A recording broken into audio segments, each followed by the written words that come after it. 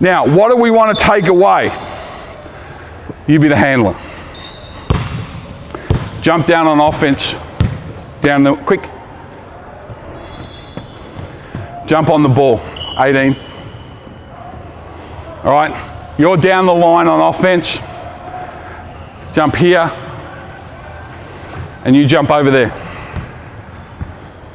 All right, down the line. So, whatever system you do, and we'll get to tagging up here in a minute. So we define the rebounding contest. How many people do we want in the rebounding contest? What do we do once they've secured the ball? Now, what are we wanting to influence? Because basketball's not soccer. It's not, my son has got into soccer and he forces me to watch A-League, right? And I was going to apologise to any soccer people, but I really don't care. We watched the game the other day. It was Melbourne versus Melbourne, the derby. He was into it. He was giddy with excitement. He's 8. He doesn't know any better. It was 0-0. And he's just enthralled. And I'm trying to be a good dad and be enthralled. I'm like, oh, God, this is horrible. All right? Our sport's not like that. It's not going to be 0-0. So we're not trying to get stops. You know, people say, get a stop. What we mean is make a miss, right? Because it's not going to be 0-0. We're not trying to define and keep them scoreless. What we're trying to do is control the environment and give ourselves a chance to guard the ball. There's a big difference. We're trying to control the environment defensively and give our team a chance to guard the ball.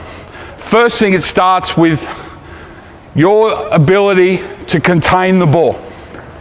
All right? If he can't keep the ball in front, it's over. We can have the best system of all time, right? But we can't do it. So he's got to maintain chest to chest. Where do we want him to force the ball? That comes down to you tactically, and I don't really care. I would prefer that he just stays old-fashioned, ball, you, basket. Because as soon as it becomes that, you stay there, we're in trouble.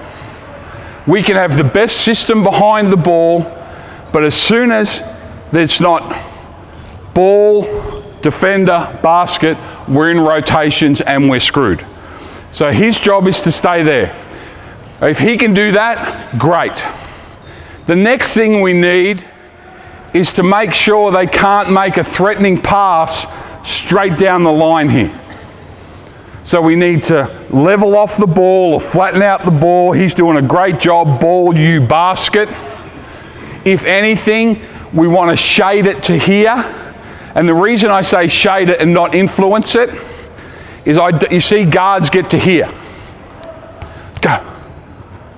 Well, unless you're an unbelievable athlete, you're just giving him that opportunity, right? So if you want to keep it to one side, it's really only about nose to shoulder alignment. What I mean by that is right now we're nose to nose. Now I'm nose to shoulder.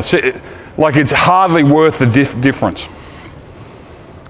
In essence, I've just got to move my wheels and get it done there.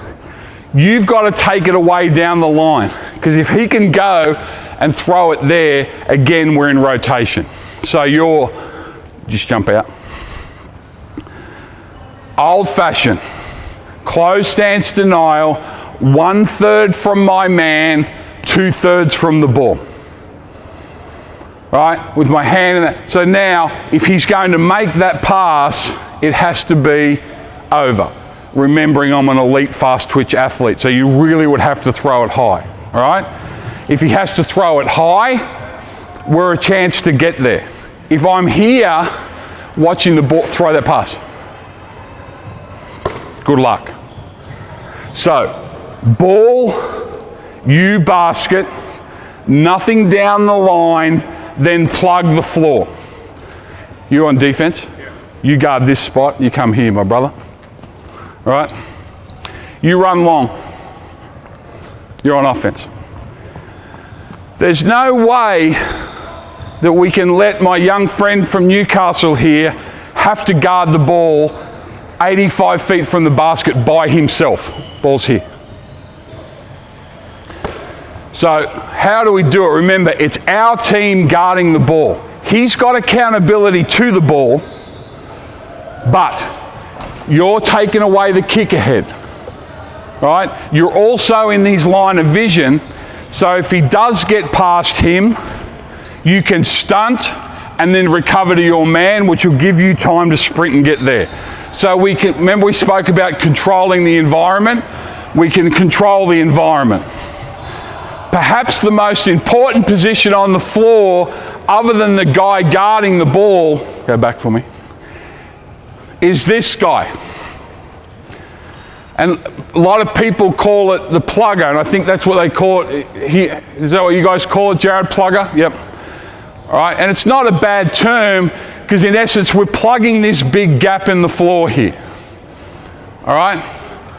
So what we want to do is make sure the plugger is visible to the ball, not too far away, and they're in a position where they can help.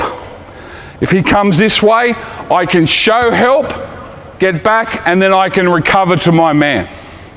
Because whatever system you do, particularly in defensive transition, it's about help and recover. Help without recovery is no help at all. Help without recovery is no help at all. And you see it all the time. I call it fake effort. I'll be you. He's working his tail off. The guard comes middle. Help, help. Throw it there. You know, I have helped. I've helped them score. Because I've created straight away 5-on-4. He's going. He's thinking, what are you doing? You're in the road now, whatever else. So what I want to do if he comes here is I want to show help but not provide help.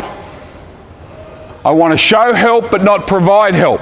So all I'm doing is coming, giving him enough chance to get there, then I'm back to my plug spot, or if it's thrown there, I'm on the closeout, you're plugging now, what's your job? You're taking it away, you're the middle.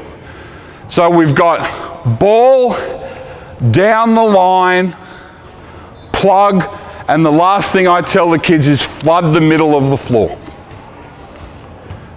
Guard the ball, take away down the line, establish the plug, flood the middle of the floor. Because if we can own that part of the landscape, if we can control that geography, we're a chance. All right?